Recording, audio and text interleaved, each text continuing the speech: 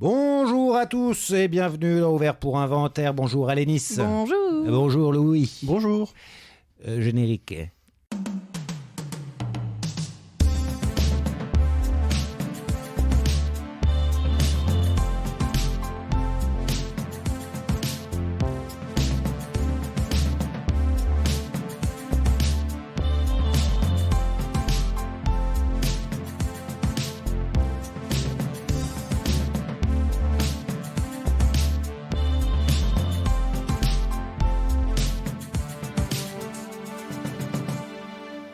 Les films, ça sert à ça, à apprendre à vivre, à apprendre à faire un lit. Alors, mes petites brebis galeuses, aujourd'hui nous passons au deuxième film de notre cycle slasher et ce sera avec le film Halloween, mais celui de Rob Zombie. Waouh. Sorti en 2007. Non, Déjà. 2003. Ah non, pardon, c'est l'autre 2003. Pardon, je t'ai T'as les prix qu'il croyait prendre. Coucoué. C'est pas tellement adapté comme expression. Non, mais c'est très bien. Donc 2007. Quelqu'un veut dire quelque chose d'autre sur la date? Oui, je crois que c'était au mois de mai. Pardon. Voilà, bon. Alors, Halloween, donc remake, là n'ayons pas peur des mots, remake de la version de Wes Craven, de Wes Carpenter, donc. Voilà, c'est tout ce que je peux vous dire. Sauf que, alors, C'était une blague ou je fais plein de blagues qui sont John pas drôles. Carpenter. Voilà, John. Pour rétablir la Voilà, vérité. parce que c'est toi qui as dit Wes Carpenter tout à l'heure en parlant dans. Mais parce que dans Oui. le film, ils disent Voilà. bien... Ouais, Voilà, pardon, tout à l'heure. Ah, oh là là. Le Fallait rigoton. écouter l'émission de la semaine Et dernière. voilà, Si vous avez exactement. perdu, c'est de votre faute. Oui, et un peu de la mienne maintenant. Donc, il y a juste que dans mon souvenir, je ne me souvenais pas dans le Carpenter qui est cette introduction avant la nuit d'Halloween du petit enfant en souffrance à l'école, tout ça. Ah, c'est tout le sel. Oui, ou de- le poivre d'ailleurs de la version de Zombie. Ouais, Parce que on est d'accord, le Carpenter, il commence avec ce long plan séquence. tout à fait. Oui, donc très bien. Donc, bon, bah alors je suis parti. Hein, vous connaissez l'histoire d'Halloween, si vous la connaissez pas, allez vous faire traire. Mais en même temps, c'est rapide. C'est que Michael Myers est un petit enfant, hein, il a une dizaine d'années. Et bon, de toute évidence en souffrance. Hein. En souffrance, il n'a pas eu le PAP qu'il méritait à l'école. Et donc, eh bien, une nuit d'Halloween, il tue... alors dans ce film-là, il tue son beau-père, il tue sa sœur et le petit copain de sa sœur. Tout à fait. Ouais. Et puis le reste, ce sera pour, petit à petit. Du coup, laissant vivant sa petite sœur, qui est un bébé, Ouais, et sa mère qui n'était pas là puisque elle faisait du pole dance pour gagner sa vie. ouais, tout à fait. Cette brave dame qui est la femme de Rob Zombie, évidemment, qu'on adore, Sherry Moon Zombie, qui est tournée dans à peu près tous les films de ce même Rob Zombie. Alors d'ailleurs... Avec des rôles de plus en plus importants. Et oui, parce que alors Rob Zombie, quand même, avant de parler peut-être plus avant du film, hein, souvenez-vous, vous qui nous écoutez, Rob Zombie est quand même un chanteur de groupe de métal. Hein. Initialement, c'est ça, sa carrière à Rob Zombie. Et On est fan de métal ici, je crois que ça finit par savoir. Hein. Bien sûr, tout le monde le sait. Et eh bien, C'est quoi le groupe alors, de Rob Zombie? tu as la page ouverte, toi, parce que alors moi, j'ai jamais pu m'en souvenir. Ouais. Zombie. Zombie. C'était... Donc ça, c'est les Cranberries. voilà. Ex-leader du groupe White Zombie. Ah, ok, d'accord. voilà. Qui doit être une référence à un des premiers films de zombies d'ailleurs, avec Ou à son Bela nom, hein, Lugosi parce qui que s'appelait bon, White Zombie. Lui, quand tu t'appelles Zombie en même temps... hein. C'est pas son vrai nom. Mais non.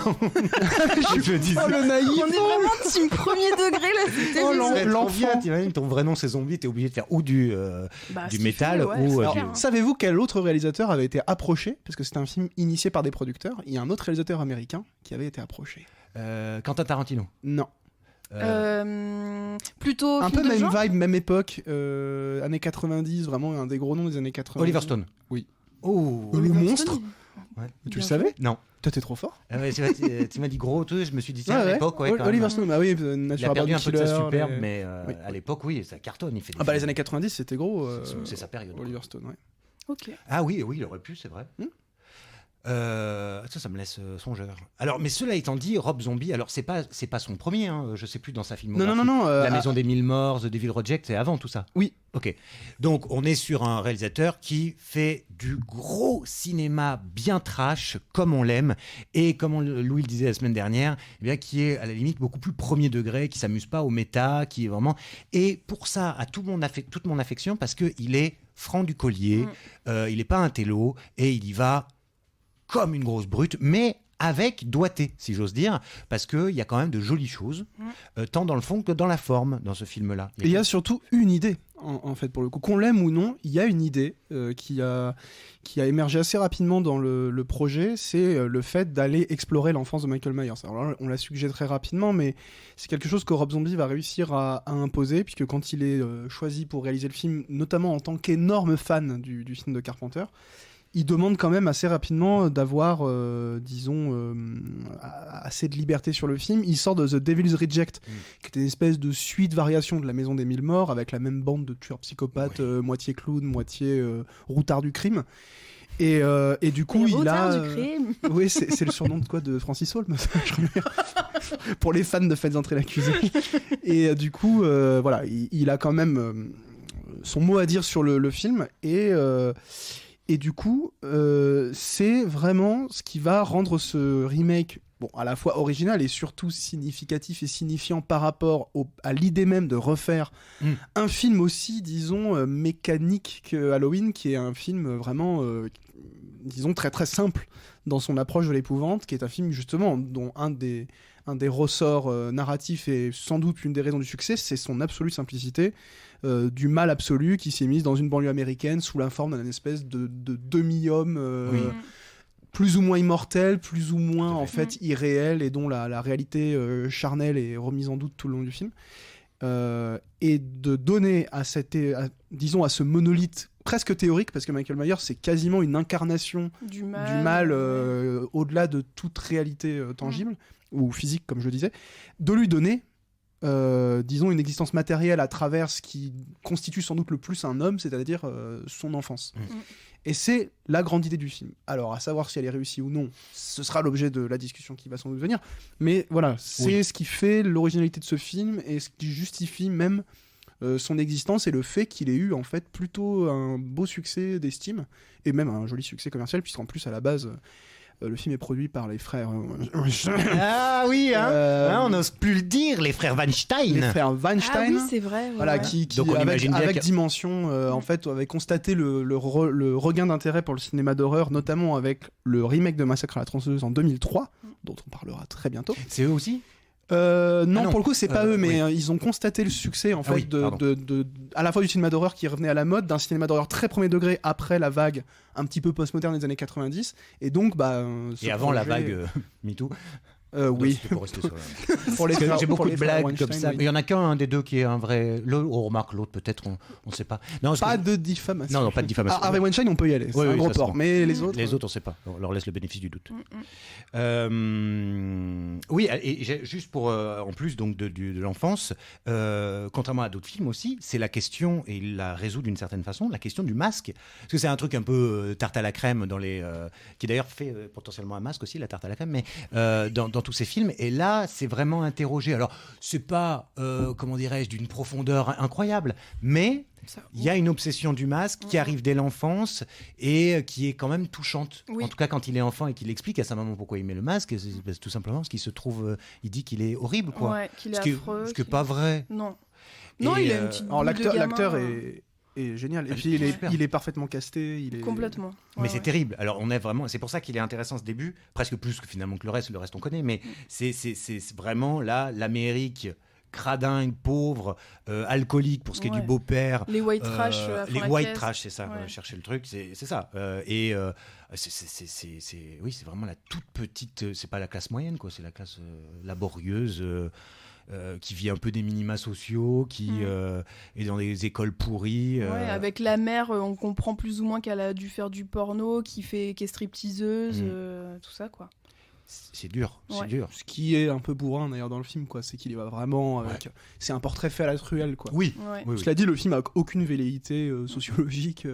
Il aurait pu, d'ailleurs, mais c'est pas le cas.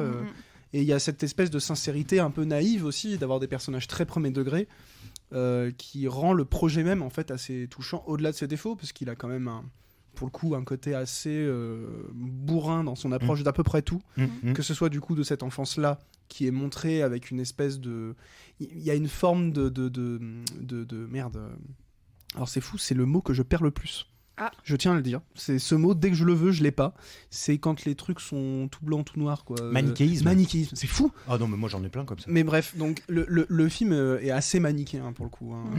Même si on explique en fait la naissance du mal chez un enfant à la base innocent, quoi, qui n'a pas disons le mal n'est pas en lui de naissance. Il y a cette idée quand même que c'est la société qui l'a rendu mauvais, en l'occurrence le cercle familial, surtout, même s'il est harcelé, etc. Ouais, l'école aussi. Il y a tout un système, en gros, d'oppression qui lui a fait péter un câble. Le film ne le justifie pas pour autant. Hein. Bah, c'est ce que dit à un moment le psychiatre qui le suit devant ses élèves. Il dit que c'est le parfait mélange de tous les facteurs internes et externes qui ont fait qu'il a pété les plombs, quoi. Ouais. Il y avait un truc un peu psychologique de base qui vrillait un peu, plus le cercle familial, plus le harcèlement, etc., quoi. Et le film a un côté très naïf dans cette approche-là. Ouais, oui. Mais je dis pas ça méchant. Mais ça revient à la simplicité de ce que tu disais, en fait. Et puis Rob Zombie, pour le coup, une des qualités de ce film qui a aussi des défauts, c'est, je dirais, la sincérité de son approche. Et il n'a pas essayé de faire quelque chose qui l'aurait dépassé. Et pour le coup, quand il avait appelé Carpenter pour lui demander des conseils, Carpenter avait plutôt adoubé ce remake en lui disant la meilleure chose à faire, c'est de faire ton propre film. Et pour le coup, c'est ce qu'il a fait, avec du coup aussi l'affirmation de motifs qu'il avait commencé à déployer dans ses premiers films, cette espèce d'amour des marginaux, des personnages vraiment des gros creeps, même des freaks, des personnages complètement tarés. Ici, en leur donnant une origine... assez, disons, touchante, avec la volonté d'aller les chercher et d'essayer d'aller les comprendre, en quelque sorte. Et il y a cette idée qui est, donc du coup, l'idée du film, c'est de faire un truc presque contre-intuitif quand on parle d'Halloween, qui était déjà une saga qui comptait une bonne dizaine de films. C'est essayer de comprendre ce que jusqu'ici, aucun autre scénariste ou réalisateur n'avait essayé de comprendre. Et... L'origin story. Eh ben oui, voilà. Parce que, et donc, alors tu parlais du psy, donc Malcolm McDowell en plus. Donc, pour ceux quel que soit son rôle, il fait peur. Oui. Il fait peur, qu'il ait les lunettes de soleil, les cheveux longs, ou qu'il soit tel qu'en lui-même l'éternité l'a changé. Donc pour évidemment Orange Mécanique, s'il fallait le rappeler, et avec ce petit fion quand même qui n'est pas désagréable et qui finalement il pourrait presque être méta, ou du moins c'est quand au bout de 15 ans où il a suivi Michael, qui a grandi et qui depuis visiblement 15 ans ne lui parle plus du tout pendant les séances. Donc, il dit qu'il veut prendre le large, qu'il veut tourner une page et puis il tourne tellement une page qu'il écrit un bouquin et qu'il fait des conférences dessus. Et là c'est vrai que je me souvenais pas, donc c'est en le revoyant, finalement il y a pas mal de personnages qui lui rappellent que t'es quand même un bon gros fils de pute. C'est-à-dire qu'il a fait son beurre dessus, comme la plupart des gens. Enfin c'est drôle, la transition est très drôle, quoi. Tourner la page et puis derrière on le voit en conférence en train de parler du pur psychopathe. Ça me fait toujours penser à l'espèce de type qui s'est rendu célèbre en s'inventant un passé de criminologue, je sais pas quoi, le français. Stéphane Bourgoin. Ouais. Et bon. C'est sympa d'avoir foutu une petite fiente à Stéphane Bourgoin. Oui, je me dis que c'est de bonne guerre parce que voilà, il y a quand même des gens qui qui ont été trompés par ça. Ouais. Et puis il a dû se faire quand même un peu de pognon dessus. Mais cela étant dit, et c'est là aussi que le film est assez malin, c'est que bon, on pourrait croire que c'est juste un hypocrite, un cynique qui ensuite s'est emparé de ce sujet-là, comme souvent par exemple les psys dans toute la série Hannibal, Chilton en particulier, etc. Mais bon, au moment où il va falloir revenir, parce que, on peut le dire maintenant, au bout de 17-18 ans d'emprisonnement, Michael finit par s'évader. Alors, c'était pas visiblement son choix, c'est que l'occasion s'est présentée. Et donc, comme il se met à tuer plein de gens, on rappelle le psy à la rescousse et le psy va quand même donner de sa personne. Là, on peut... Voilà. Et peut-être se effacer un petit peu, se racheter quant à ses péchés qui consistent à avoir écrit ce livre, enfin avoir fait un peu sa notoriété dessus. Et ben alors, par exemple, est-ce qu'on parlerait pas de ce moment charnière, c'est-à-dire celui de l'évasion de Michael? Oui. Parce que oui, vous êtes d'accord? Il y a tout. Je sais pas si si tu penses à ça, mais justement avec ce remake-là aussi, on voit un peu les moments de bascule, justement où ça devient vraiment le mal inhérent. Ce qui est pas le cas. Alors, ce qui est un peu ambivalent au début. Et là, pareil, on a ce personnage du mec qui vient faire le ménage et tout, qui est interprété par... Machete. Oui, c'est ça, mais je sais plus son nom. Trejo. C'est son nom. Son prénom, c'est Jean-Marc, je crois. D'accord, Jean-Marc Trejo, donc. Et Danny Danny Trejo. J'étais en train de le chercher. Et donc on se demande si il a quand même de l'affection pour certains Ça, c'est personnages, et on se rend compte que petit à petit, non, il a plus rien d'humain. Ça quoi, devient une... Comme c'est plus un truc désincarné, ça devient plus une espèce d'abstraction Ouais. du mal, ça devient juste une pulsion de mort et de meurtre. Complètement. Ça devient un espèce de bloc de haine et de violence. Et alors pour le coup, la violence, un des trucs aussi de ce remake, c'est que contrairement au film de Carpenter qui en fait était assez sobre, alors le film ne l'est pas. Non. Ouais. Il est d'une brutalité, dès le début d'ailleurs, parce que le meurtre du père, etc., ça donne le ton. Et de la sœur aussi, Et de la sœur. quelle horreur. Le film, à la Rob Zombie, pour le coup, est d'une cruauté, dans tous les sens du terme d'ailleurs, assez incroyable. Et il n'y a pas tellement de films, là, il y a eu d'autres films Halloween depuis, et même les films de David Gordon Green, qui a refait une trilogie récemment, sont pas aussi violents. Ouais. Mais alors, ce remake-là, il est quand même...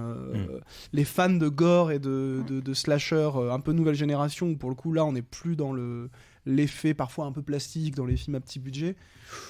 Voilà, le film, il est frontal et il rigole vraiment pas avec ça, pour le coup. Et Puis tout y passe. Ouais. Complètement. Et j'allais dire, on retrouve ce code du slasher de... dès que t'as un jeune ado ou jeune adulte qui a des relations sexuelles, il meurt. Non. C'est vraiment... Alors que pourtant, j'ai l'impression que c'est pas trop le... Enfin ouais, il y a ce côté punitif, mais qui est pas... Alors, je vais réussir à m'exprimer.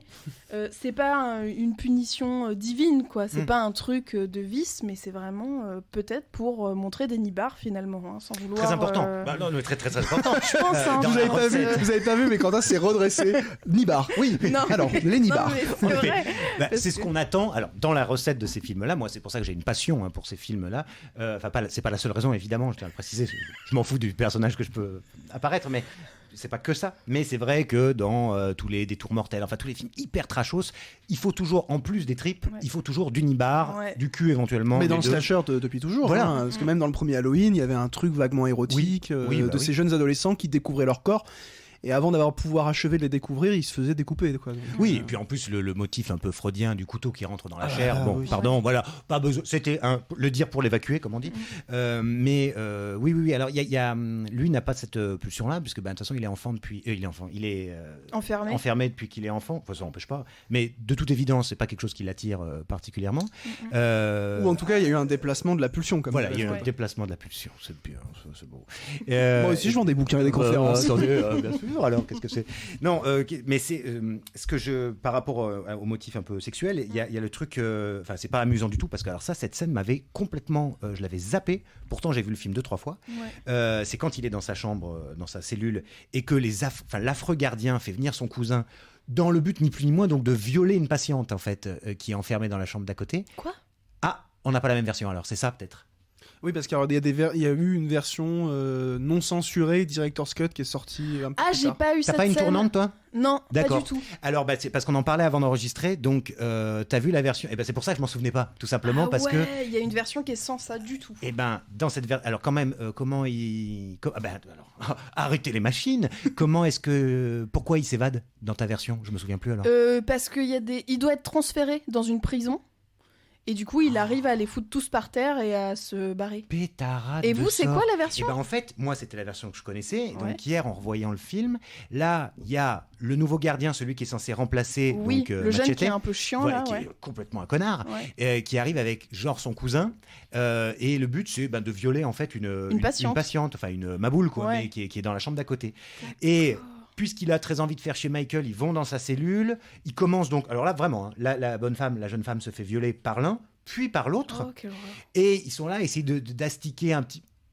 D'asticoter, pardonnez-moi, d'asticoter Michael en disant bah alors t'as pas de couilles, tu vas pas la baiser toi aussi machin. Et lui surtout en fait pas tant à cause de la nana mais à cause du fait qu'il y en a un qui commence à toucher à ses masques, se lève et les défonce tous les deux. Et ensuite ça raccorde avec la version que t'as vue, c'est que dans le couloir il recroise celui qu'on pensait être son copain qui veut lui remettre les menottes, il tend les poignets et en fait il le dégomme il le marave, enfin il le noie. Puis il lui écrase la gueule, puis la télé. Bon, c'est dur. La Director's Cut, ou la version non censurée, pour le coup, fait 11 minutes de plus que la version de base. Donc c'est pas juste quelques images de violence coupées, il y a vraiment des séquences entières. Après, souvent, ces Director's Cut, là où c'est un peu de l'arnaque, c'est que souvent, en fait, c'est juste des versions où on a rajouté les scènes coupées qui souvent ne sont pas enlevées à cause de leur violence ou autre, qui sont enlevées juste pour des raisons d'efficacité. Mais là, bon, dans le cas de Rob Zombie, il y a souvent des director's cut qui peuvent un peu donner de la matière. Après, une séquence comme celle que tu viens de décrire, qui est quand même particulièrement brutale, est-ce qu'elle vient vraiment nourrir le regard qu'on porte sur le personnage Disons qu'au moins, elle montre pas une espèce de communauté de gentils qui seraient tous victimes du méchant. Parce que là, ils viennent vraiment chercher la bagarre. Ça, et c'est un peu le motif qu'on retrouve grâce à... Enfin, qu'il y a déjà avant, quand il est enfant, que son psy le laisse tout seul avec l'infirmière et qu'il va la charcuter à coups de comment ça s'appelle, la fourchette. Pourquoi ? Parce que l'infirmière, cette espèce de sale pute, lui dit, au moment où il a une photo comme ça avec sa petite sœur, et lui dit « Ah, qu'est-ce qu'elle est mignonne, pas comme toi ». Ah, elle lui dit ça ? Oui, alors peut-être dans la director's cut aussi. Moyennant quoi, en fait, il y a des déclics. Et donc là, il se jette sur elle frénétiquement. Et pareil, face à la méchanceté de ces hommes, alors qui s'en prennent à ces masques, encore une fois, je crois pas, parce qu'ils violent la nana à côté, mais c'est ça qui déclenche sa colère, en fait. Alors, moi, dans la version que j'ai vue, j'ai pas du tout, cette lecture-là, tu vois. Eh ben oui. Parce que même l'infirmière, des séquences comme ça. L'infirmière, elle dit juste, il est très joli ce bébé, elle pose la photo et elle lit son journal. Et il pète les plombs tout seul. Donc tu vois, c'est vraiment pas du tout le même personnage. Voilà. Parce que même les deux violeurs, effectivement, tu te dis en fait, ils tuent des mecs qui sont pas bien, quoi. Enfin, tu vois, donc c'est quand même pas tout à fait la même lecture. Oui, exactement. Bon, après, à partir de la deuxième partie, en revanche, il y a consensus. C'est-à-dire que tout le monde se fait marave, et quelle que soit la bonté des gens par ailleurs. En fait, dès que le type qui passe la serpillière se fait tuer, tu comprends qu'en fait là, il n'y a plus de limite. Voilà, il n'y a plus de gentils, plus de méchants. La séquence ce meurtre-là sert un peu à signifier le point de bascule vers une forme de pulsion inarrêtable et complètement monolithique, quoi, pour le coup. Horrible, parce que c'est... Et qui justifie après que ça devienne le slasher pur jus, où on va aussi venir, entre guillemets, attendre tout un tas de séquences un peu stéréotypées, de poursuites dans des maisons, d'apparitions-disparitions. Ça devient aussi bien une puissance physique hyper, disons, dominatrice, qu'une espèce d'ombre qui peut se glisser à peu n'importe où, qui est un peu le truc fascinant avec le personnage de base de Michael Myers, qui est à la fois une espèce de montagne de muscles et une montagne de puissance physique destructrice, qu'une anguille, quoi, qui peut se glisser presque comme un fantôme, et qui donne ces séquences qu'on aime bien, quoi, où en gros il est là, il est plus là, il est derrière une porte, en fait on tire et en fait c'était un chat qui nous saute dessus. Même si Rob Zombie, bon, pour le coup, dans son premier degré, il a aussi une espèce de premier degré presque plus fort que les slashers des années 80, qui avaient aussi une forme de légèreté un peu de film d'ado, quoi. Lui, vraiment, il est mais il est méchant, quoi. C'est un film assez méchant, mais comme la plupart de ses films par ailleurs. Quand je dis méchant, c'est qu'en gros, c'est pas là pour te brosser dans le sens du poil, et c'est un film agressif et qui vise à te mettre dans des états physiques assez intenses. Et le film, il se veut vraiment fort en termes de sensations. C'est un film hyper brutal. Bon, là, je me répète, mais... Hyper bourrin. Oui. Mais c'est vrai que ça rend... je sais pas. C'est une expérience que je trouve plus intéressante, que voilà, les trucs où ça se regarde en train de faire, etc. Là, c'est franc. C'est très différent comme démarche. C'est assez intéressant de mettre en regard avec des films comme Scream, par exemple, qui sont pas exactement de la même génération. Après, le Scream 4, il est sorti en 2012, dans ces années-là. Donc, il y a eu un peu quand même ces deux courants où il y avait, et encore aujourd'hui, dans une certaine mesure, du cinéma d'horreur un peu intello qui a fini par devenir ce qu'on appelle aujourd'hui l'elevated horror, qui vont être les films à la A24, Ari Aster, ces trucs-là, et des trucs plus premier degré, plus bourrins, qui sortent de moins en moins au cinéma. Et même à cette époque, tu vois, bon, ça c'est sorti en salle, mais c'est aussi pas mal de films de ce genre qui sortaient directement en DVD et qui n'étaient pas forcément très considérés. Même si Rob Zombie a acquis un statut qui commence un peu à perdre parce que ça fait un moment qu'il n'a pas tourné un film vraiment convaincant. En fait, son âge d'or, c'était clairement au milieu des années 2000. C'était ça, il peut revenir, mais... Parce que c'est Salem le dernier, c'est ça ? Non, même pas. Il a fait un truc vaguement pour ado, un truc Monster Squad, je sais plus quoi. Mais on est dans un monde trop policé maintenant pour lui, je pense. En vrai, il y a des trucs pour le coup qui, sans dire que ça passerait plus, il y a une forme de frontalité dans la violence et dans une certaine approche aussi, dans le fait de considérer les marginaux avec une espèce de bienveillance qui peut aller parfois peut-être jusqu'à la complaisance, parce qu'en fait, on parle quand même de meurtrier, quoi qu'on en dise. Là, c'est pas le jugement que je porte sur le film, du tout, mais simplement le fait qu'effectivement, il y a une complexité dans les personnages qui peut rendre le truc parfois moralement un peu douteux. Compatissant peut-être plutôt que complaisant, mais mais justement, la compassion peut glisser assez rapidement. Tout à fait. Et alors pour le coup, donc il avait fait Free From Hell, qui était une suite à La Maison des Mille Morts à The Devil's Reject, qui est sorti en 2019. En 2022, The Monsters, qui était l'adaptation d'une série culte des années 60, mais qui a été apparemment un gros bide. Et alors après Lord of Salem en 2013, qui pour le coup est son dernier film un peu marquant, il avait fait un truc qui s'appelait 31. Et qui était un slasher aussi, mais qui est plus ou moins passé inaperçu. Effectivement. Ouais. 31, certainement référence à la bonne année. Oui. Ah ouais ? Oui, je pense. Je sais pas, je pensais à Vendredi 13 à l'envers, mais... Il faudra le découvrir. Bah voilà, des films à regarder cet après-midi. Halloween, c'est le... C'est le 20... Ah bah oui, c'est le 31 octobre. Ah oui, mais vous m'avez fait douter moi-même, c'est le 31 octobre, mais en fait... Pardon, j'étais sur le 31 décembre, jour de l'an, tout ça, j'étais plus du tout sur Halloween. T'es sur ton 31. Voilà. Et alors là c'est d'ailleurs, c'est son film, un de ses films avec la plus faible recette. Hein. J'ai les chiffres sous les yeux, moi qui suis le comptable de l'émission. Contrairement à son Halloween, qui est pour le coup son plus gros succès, avec 80 millions de recettes dans le monde. C'est un vrai joli succès. Ah oui, et on l'a dit qu'il avait fait le deuxième. Oui, on peut peut-être en parler juste en deux mots. Voilà. Il a fait une suite directe, un peu sur le même concept que la suite de Rick Rosenthal, qui était sortie en 81, qui faisait suite au film de Carpenter, où là on a aussi une suite directe, et qui, un peu comme le film de 81, se passe plutôt à l'hôpital, comme une espèce de suite directe des conséquences du premier film, où en visitant l'hôpital, en fait, on va visiter le lieu de repos de toutes les victimes, qui va se voir perturbé et saccagé par Michael Myers, qui vient les chercher jusqu'à ce lieu qui est censé être préservé, quoi. Et c'est une suite d'une violence. Alors autant là l'original, le remake est déjà violent. Halloween 2, j'ai ce souvenir. En plus, je l'avais vu en director's cut non censuré à l'époque. C'était un des films les plus violents que j'avais vu quand j'étais ado. Je vais le revoir maintenant. Si on le retrouve, ça me dirait bien de on va le regarder voir tout à aussi. l'heure. Alors juste peut-être pour conclure, mais tu l'as dit Louis tout à l'heure, enfin vous l'avez dit tous les deux. Michael Myers, c'est cette espèce de personnage qui est agaçant puisque relativement immortel. Alors, le mec qui a pris à peu près 6 balles de 357 et il se relève. Bon, le film finit quand même sur la balle que la jeune fille lui administre en principe dans la gueule.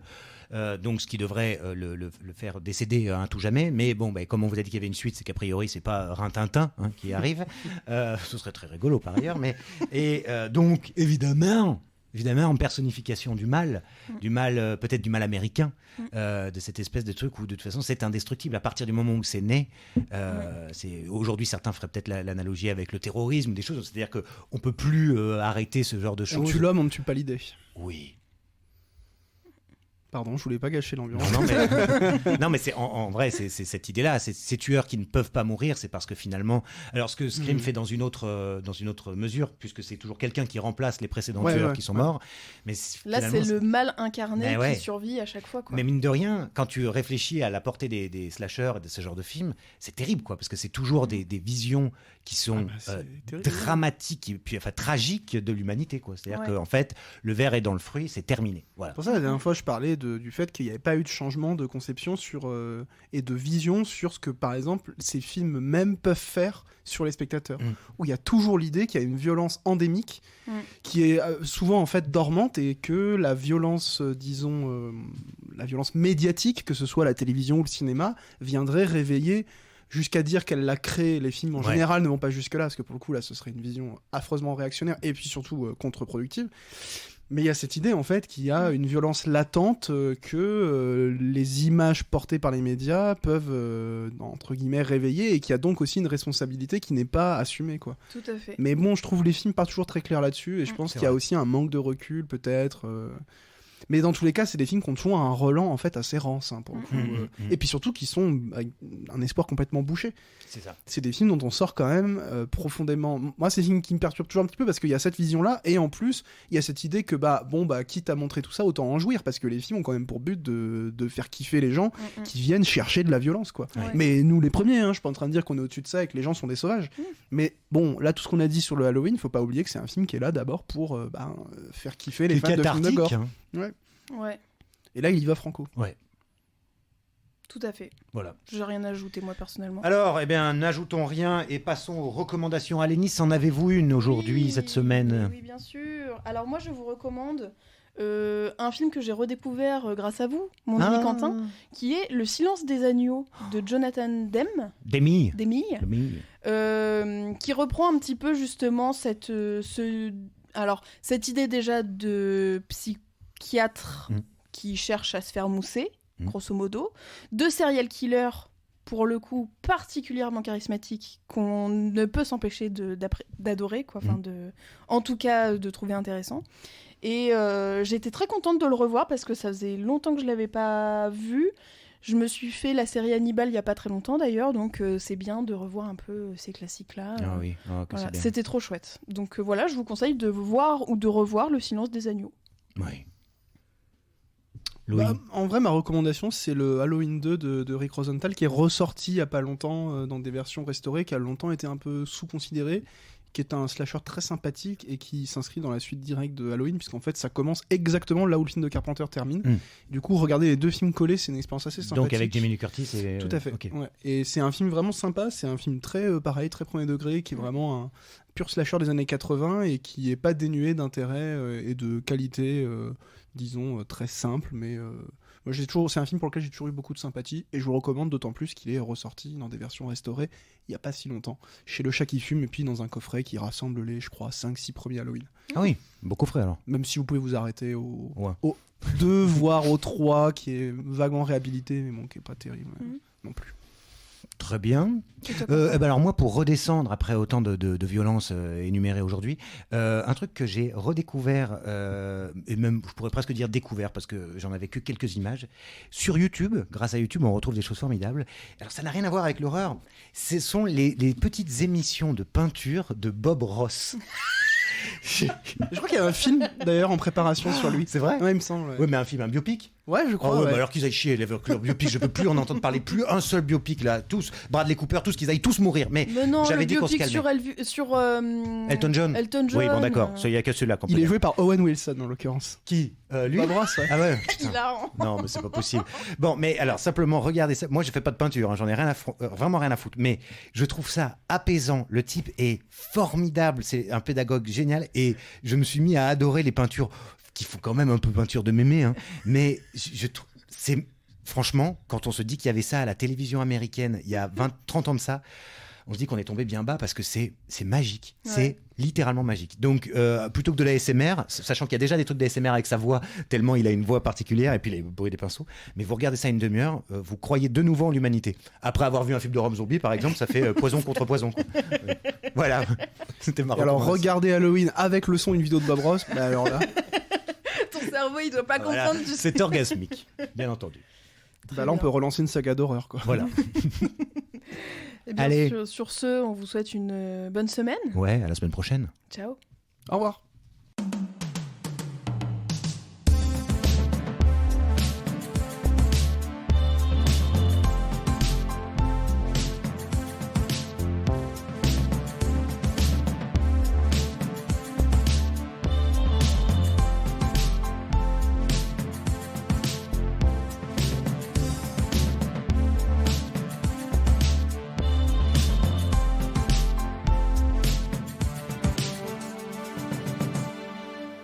Les films, ça sert à ça, à apprendre à vivre, à apprendre à faire un lit.